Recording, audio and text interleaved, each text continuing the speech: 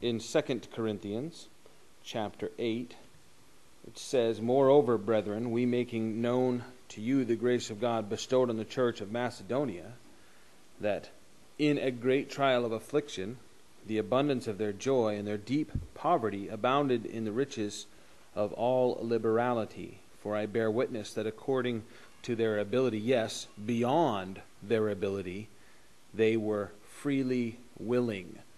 Now, liberality. I have seen very educated authors writing about being liberal and including verses such as this, trying to say that what is politically known as being liberal today is what the scriptures were referring to when it refers to being liberal. That's not the case at all. Liberal meaning bounty, to give in abundance. It doesn't imply any kind of loose moral bearings whatsoever. It means to give in abundance, to give liberally. You like it when someone gives liberally to your paycheck. That's a big help when you have been liberally given to. Here is exactly what he's referring to. The church, Macedonia, is taking up collection, while the church actually throughout Asia is taking up collection for the church in Jerusalem. You'll recall that at Pentecost, there, as the Holy Spirit fell upon the apostles, 3,000 people came to believe in the Lord that day. And it says there in Acts chapter 2 and again in 4 and 5 that the church lived together with everything in common.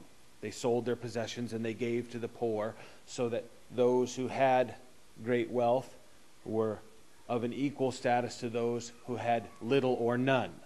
So there was this equality that went on in the church, but as a result of that giving, the church in Jerusalem ended up being in a poverty-stricken state, because there were so many to care for that the giving resulted in they were in need as an entire body themselves. And so a collection began to be taken up amongst all the churches that was going to be applied to the church there in Jerusalem. Here in Macedonia, they, in their poverty, were very anxious to give to the Lord and had given liberally to the Lord. It was in Luke chapter 7, verse 47, where the Lord is being anointed.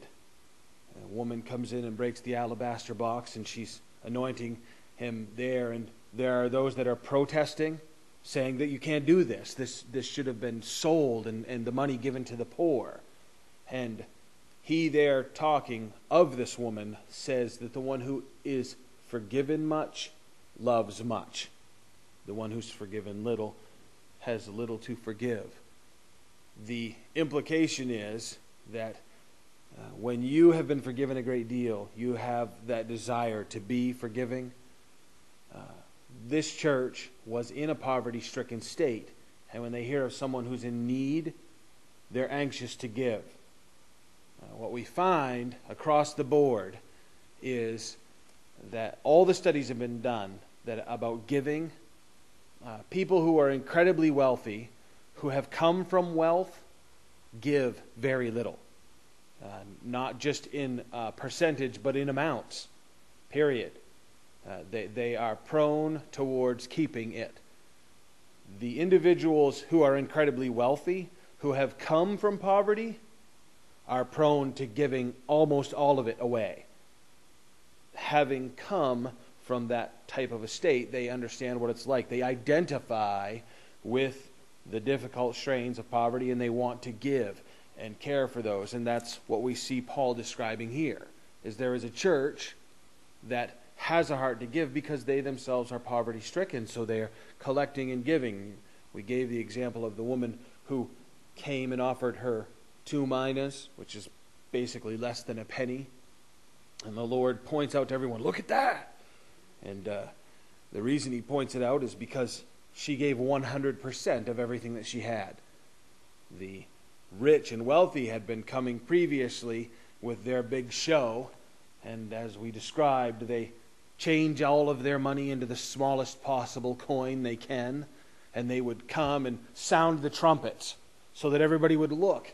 And as everyone looked over, they would hold up these big jars over the offering and pour it in. So it was big, loud, noisy, boisterous, visual presentation.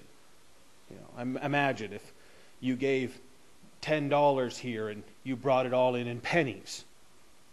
I mean, the basket goes around and, that basket's full because it's all pennies. And everybody goes, ooh, no, I don't think so. But the woman who comes in with a penny, and it's all that she has, and she places it in it's everything, it's her whole substance. And she places it in the basket. The person that puts in their last dollar, that's what the Lord notices. He knows the heart. In verse 4, imploring us with much urgency that we should receive the gift and the fellowship of the ministering to the saints, and not only as we had hoped, but they first gave themselves to the Lord, and then to us by the will of God.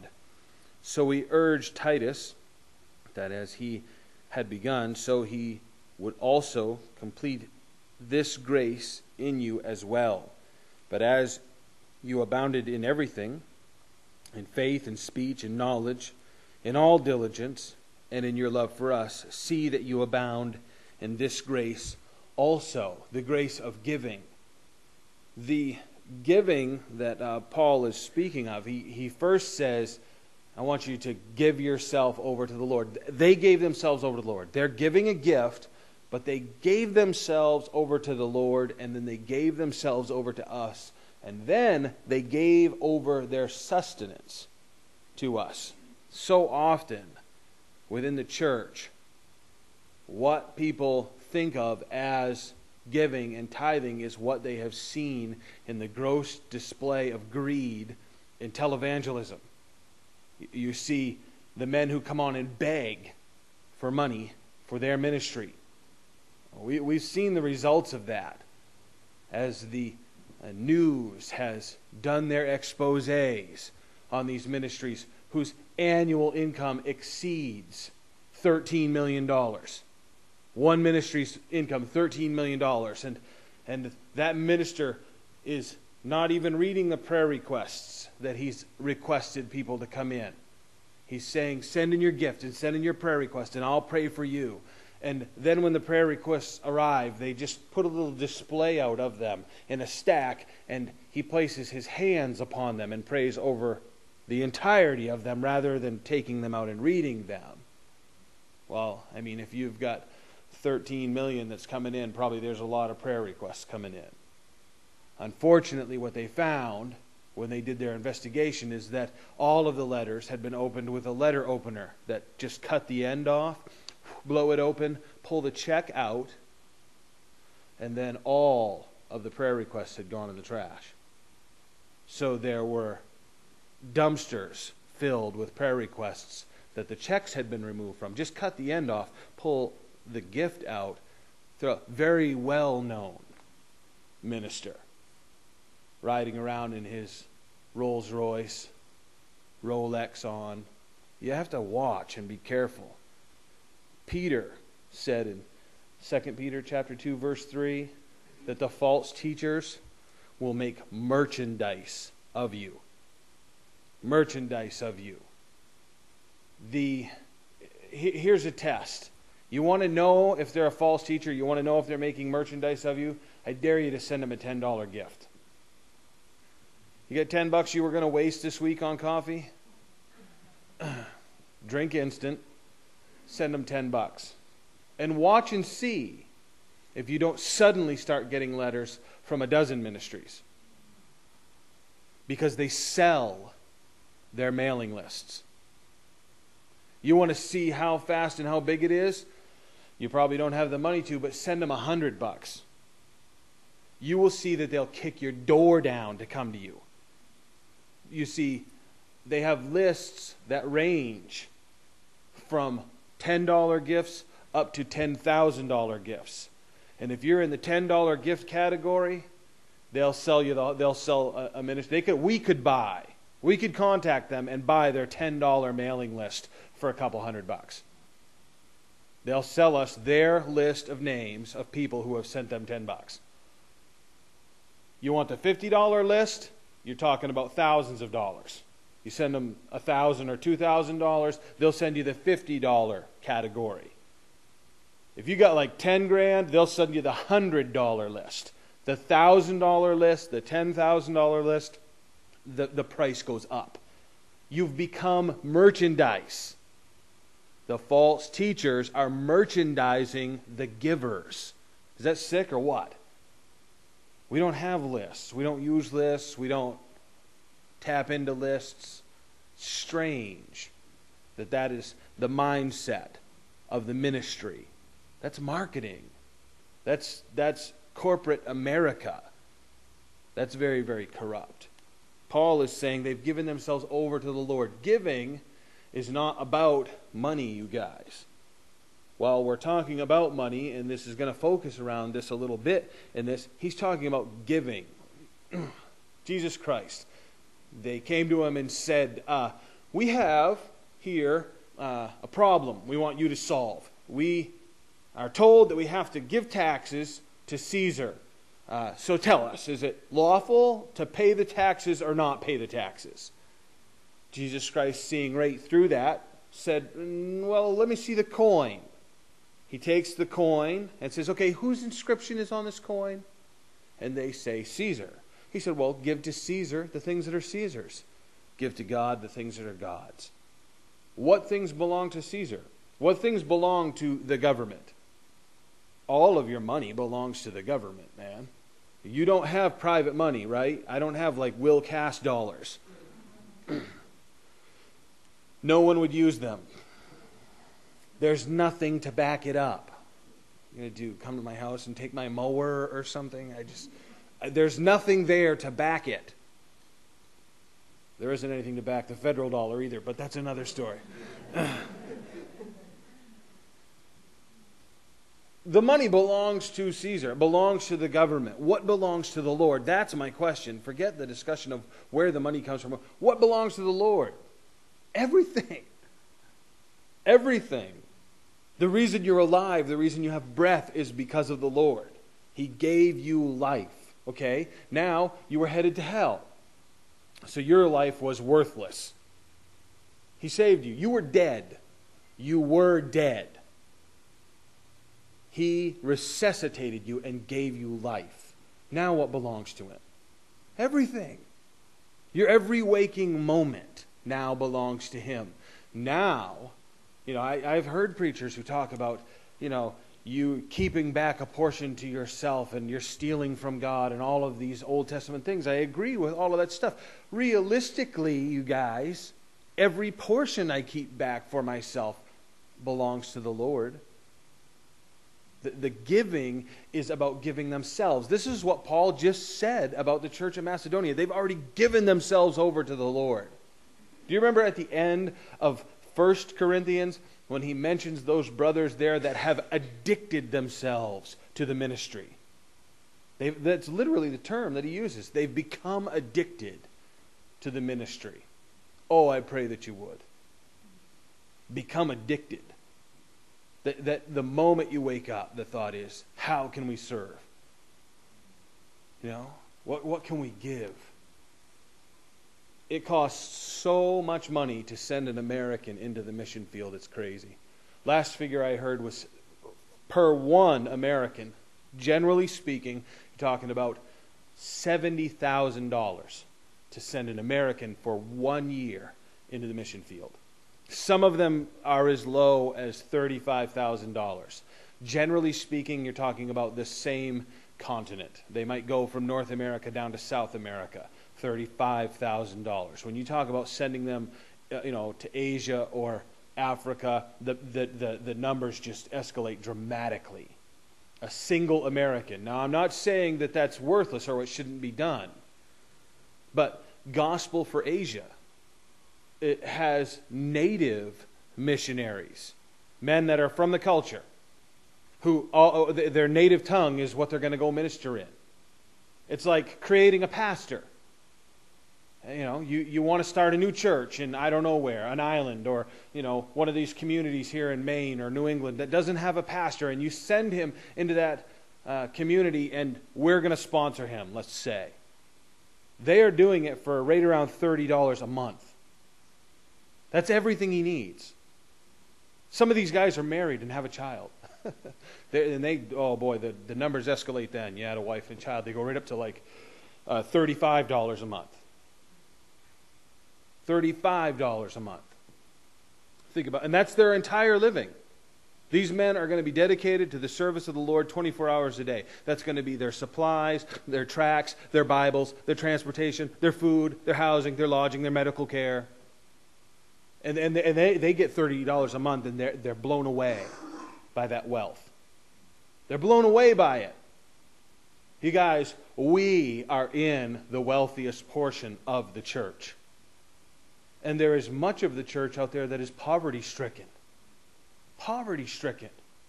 And we look at it and go, what am I going to do? How am I going to pay my bills? I'd love to give. I hear what you're saying, Will, but I just can't make ends meet. Can't make ends meet? Is that 18-inch satellite dish on the side of the house? That's around $30 a month, man. We have all kinds of, I was astonished to see my monthly coffee bill. That was nuts. You roll through Dunkin' Donuts twice a day. 7 days a week. 30. That's a lot of money in just coffee bean when I could be brewing it and taking it. I'm thinking like a fat American who just wants to take care of me. Just, why can't I? Give me the stuff, man. And just, if I don't have the latest Xbox, how am I going to survive? The church is dying. It's amazing to hear of the church out there that is just dying to hear the gospel. They're dying to hear it. Dying to hear it. In America, could care less, brushes it off, whatever. Churches on every corner, right, Jesus, we've heard that all our lives. Please stop. Here, they've given themselves over to the Lord. In 8, he says, I speak not by commandment, but I am testing the sincerity of your love by the diligence of others. For you know the grace of our Lord Jesus Christ, that though he was rich, yet for your sakes he became poor, that you through his poverty might become rich. And in this I give advice. It is to your advantage not only to be doing what you began and were desiring to do a year ago, that is the giving, the gift that they had promised, but now you also must complete the doing of it, that as there was a readiness to desire it, so there also may be a completion out of what you have. For if there is first a willing mind, it is accepted according to what that one has, and not according to what he does not have. For I do not mean that others should be eased and you burdened, but by an equality, that now at this time your abundance may supply their lack, that their abundance also may supply your lack, that there may be equality, as it is written, he who gathered much had nothing left over, and he who gathered little had no lack. That is a reference to the manna. The children of Israel had been set free out of Egypt, and they were wandering in the wilderness, and they cried out in their hunger, and the Lord sent manna. It apparently settled like dew upon the ground, and when the dew had lifted, there was this wafer-like cake on the sands in the desert and the brush, and they could go out and collect it just like some kind of a cracker or chip or scale that they could lift up whole and eat from that. That was their sustenance. In case you're wondering, the term manna means what is it? Because that's what they were saying. What is that? And that's what they called it. So, hey, what are you having for breakfast? What is it? It's a weird little thing that the Lord did. God has a sense of humor. Here we see that the nation had no lack. Those that gathered much had enough. Those that gathered little had enough. The people that gathered too much within taking the manna, it turned to worms and it stank. It rotted, and flies laid their eggs in it, and it turned into maggots. That is really unpleasant. The things that the Lord has given us, the opportunities, when we talk about the poorer nations that have and how we're in great abundance, if we keep it unto ourselves, it's just going to stink, you guys. The things that we keep for ourselves just end up stinking in our lives. They just end up being a burden to us. That's all they are. The Lord here is giving us a great example of how to care in equality. If we have abundance, we should be giving to those that have less. There are so many opportunities to give to the Lord. Again, if your brain is locked up on money, move that idea aside. Because I'm talking about giving ourselves over to the Lord. We have so much abundance. So much abundance. That we can really figure out a lot of ways to live more simply and free ourselves up. We are constantly on this driven course that this culture has created for us. Success is always the status bar. And that status bar is continuously moving out ahead of us. It never reaches at a settled point where you can finally get to that level and go, man, that was hard, but I am so glad I have finally made it. Because when you get to that point, there's always the guy out, yeah, okay, you got the boat and the car and the garage and the sports car and, whatever toys you've accumulated to yourself. But when you get to that level, well, there's a guy who's always got a bigger boat and more toys and greater wealth and a bigger house and or a number of houses or whatever.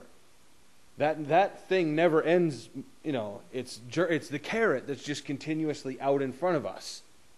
It's dissatisfaction. The Lord is calling us to contentment. Godliness with contentment is great gain. We have that reverse mentality that I need to first get great gain. And as a Christian, well, then I'd like to add godliness to that, and then I'll be content. That's what our mind tricks us into thinking. I have to go after the great gain, and once I've acquired the great gain, well, then perhaps I'll be able to add some form of godliness to them. We'll go to church more, and the kids definitely need to be in Sunday school, and I probably ought to send them to summer camp. Yeah, that'd be a good idea, and then I'll have contentment. No, godliness with contentment is great gain, is what the Scripture tells us. This is what I try to tell every young person who's headed out the door into that adventure of life, trying to figure out, okay, where am I going to begin my career at? I always say Bible college. Bible college, start there. Well, you don't understand. I have this other goal and this other thing and I say, so what? Who cares about that? Go to Bible college. That's my suggestion. And yes, I know I'm just being pastoral in that. I understand that. You want to build a house, okay? You call up Mike Dynick and say, I want to build a house. He says, well, what kind of house you want to build? Well, I'm not really sure. Right now, all I got money for is the foundation. Well, we ought to draw up the plans for the house. Well, my money situation could change. Stuff could happen. I just really want to build a foundation. You say, okay. Come over, sit down with Mike, and you draw out a little 20 by 20 square. I say, that's what I want to build right there. I want to build a foundation that is 20 feet by 20 feet. How deep? I don't really care. But you got to know that. It doesn't matter. 4 feet deep. I just need a knee wall. How about 4 foot? Let's go down below the frost, 20 by 20. Mike says, well, that's a pretty small foundation. You got 3 kids. Yeah, well, I know, but that's all the money I have, and that's all I want to invest. He says, look, you want to expand, this is not the foundation to build. You want to build a big house, you better build a big foundation right now. Jesus Christ said, you build your house upon me, upon the rock. And when the storms come, you won't lose anything. If you build your life on the foundation of Jesus Christ, there's no end to how big you can build it. See, people are viewing Jesus Christ, oh, Bible college. Well, that's limited. No, that's not limited. That's limitless. You think it's limited, you're limited. If we build upon Jesus Christ, there's no end. His foundation. 16 says, but thanks be to God, who puts the same earnest care for you into the heart of Titus. For he not only accepted the exhortation, but being more diligent, he went to you of his own accord. We have sent him with the brother whose praise is in the gospel throughout all the churches. And not only that, but who was also chosen by the churches to travel with us with this gift, which is administered by us to the glory of the Lord himself, and to show you ready mind. Avoiding this, that anyone should blame us in this lavish gift which is administered by us, providing honorable things, not only in the sight of the Lord, but also in the sight of men. We have sent with them our brother, whom we have often proved diligent in many things, but how much more diligent because of the great confidence which we have in you. If anyone inquires about Titus, he is my partner and fellow worker concerning you. Or if our brethren are inquired about, they are messengers of the churches, the glory of Christ. Therefore, show to them and before the churches the proof of your love and of our boasting on your behalf. The idea of giving, which is going to continue in chapter 9. Today, within the church, many people treat that as though it were a form of legalism. We are not under the law. We're not under the law as far as giving goes. If we were giving according to the Old Testament, then 10% of everything would be required. Everything. Thing that you had acquired in life, you'd have to give him 10% of. If you've got a garden, 10% of your cucumbers, 10% of your lettuce, 10% of everything. If you receive a gift, 10% of that gift.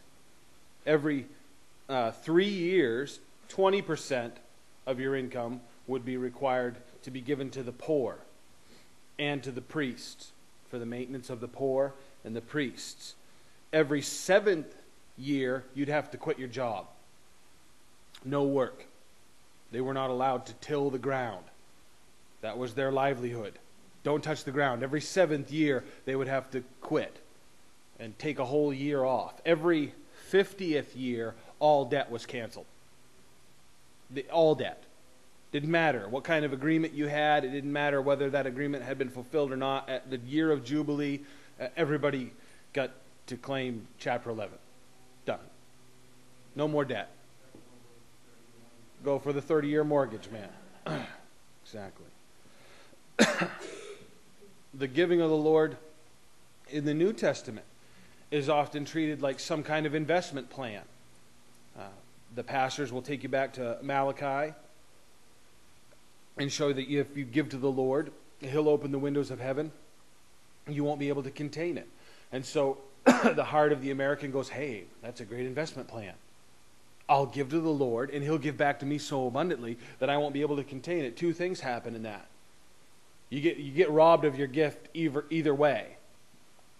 Number one, either you don't receive monetarily from the Lord. You give your tithe, your offering, whatever it might be, thinking that you're going to receive back. And it doesn't come into the bank account, and you're thinking, I'm not getting anything.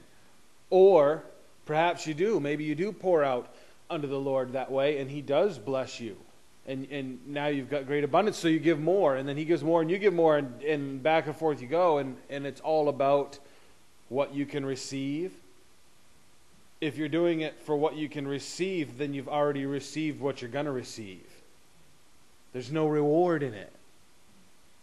If your heart is just treating giving to the Lord like some kind of 401k program, where you give a percentage and God pays in his percentage and you get to be the one who reaps the benefit of that, then you're not reaping anything. See, what does the Lord want from you? Everything. That's what he wants from us. He wants the whole package. My whole paycheck? No, absolutely not. He doesn't want any of that filthy lucre, as he describes it. He wants you to give because you love him. He wants us to give out of generosity. Listen, man, if you were married to a woman and every day at 9 a.m., just before you left the house, an alarm clock went off. Oh, excuse me, and you step over and give your wife a kiss. You say, what's that about? Well, I love you and I'm supposed to kiss you, so I just thought I'd set the alarm clock to remind me that I have to give to you. So I've given you a kiss today, and I'll see you around 6 p.m. tonight, and the alarm will go off again, and I'll kiss. That's not, you're going to get one right in the kisser is what you're going to get at that point. Obligation? Giving out of obligation? No. No, the Lord is expecting a response of love. You've got to accurately look at what a dirtbag you are. You have to examine who you are, you guys, in light of his perfection. That's what we've got to be examining is, who am I really? Where does my mind wander to during worship service? How? I mean, if you're not shocked with who you are, I don't think you're being accurate about who you are. We have been forgiven so much every single day. He has just looked right past that and said, no, I love you. You're awesome. I'm so in love with you, I'm going to give myself as a sacrifice to you so that you wouldn't have to experience the hell you deserve. That's what Christ has given us. And so giving back should be a response. It's not about, okay, oh wow, Malachi, if I give him, he gives back, he'll open the windows and I get so much that I can't contain. That's awesome. It's not about that. Like God is so dumb that he's going to go, wow, Will just gave me an awesome gift. He must really love me. As though he can't see the motivation of my heart. His vision penetrates everything. His understanding opens up my whole life to him. He can see every motive that is within me. If my motivation in giving to the Lord, my money, is so that I could receive more money, then really what my motivation in giving is more money. It's pretty simple, isn't it? My motivation in giving is myself and money. So who am I really worshiping? Me. Self. Exactly. We have to be cautious, you guys. Now, don't get me wrong. This is a very giving church. We're a very small fellowship. And there are great things that we're doing. Great things in Gospel for Asia and First Step Pregnancy Resource Center and ministries all over and abroad. And we care benevolently for a lot of people. We really do. We take care of those that are in need.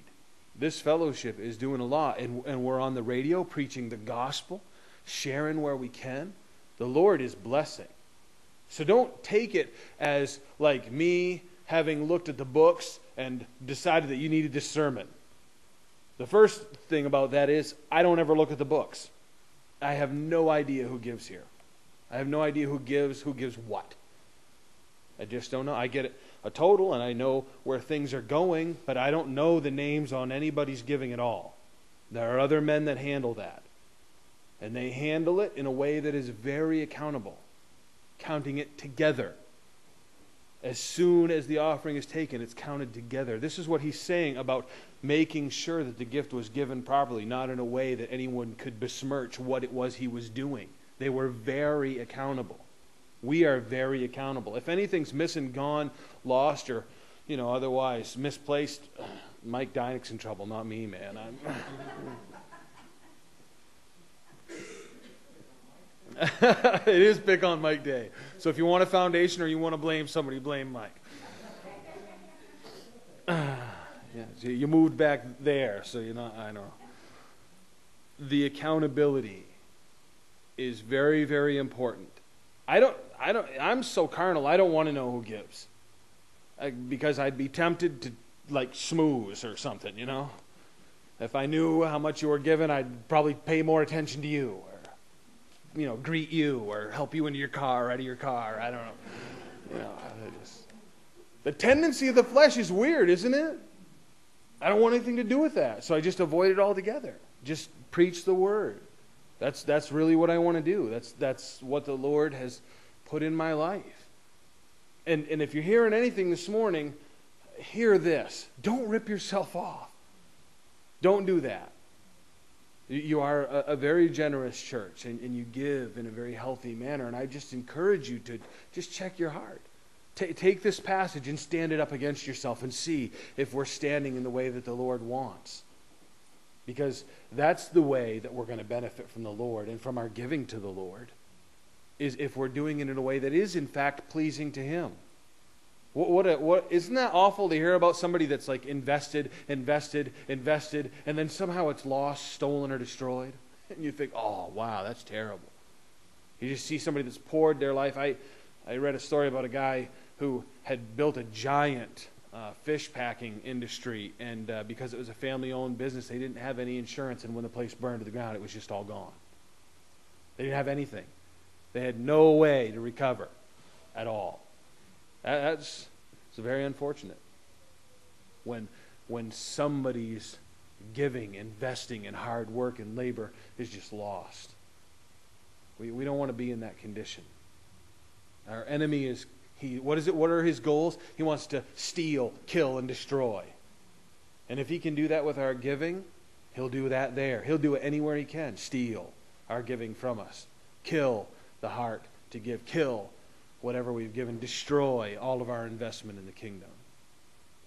Let the Lord speak to your heart and be blessed. Be blessed in the opportunity to cooperate with Him because He's loved us so much. We, having been loved so much now, have the opportunity to love Him. Make sense?